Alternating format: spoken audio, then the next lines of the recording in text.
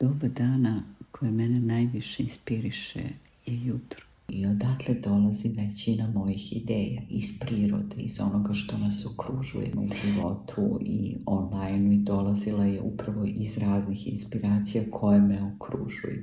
Na taj način tada tek možete da odlučite da postavljate pitanja jer ste već nekom poklonili poverenje.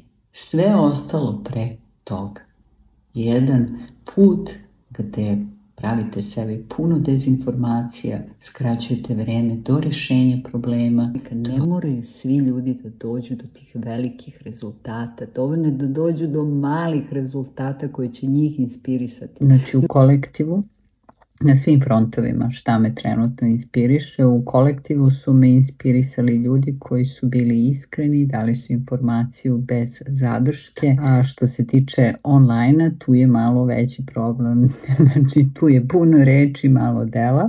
Što se tiče knjiga, preko 5000 knjiga i njoj se uvek vraćam, to je privatnog života, tu sam najviše inspirisana decu.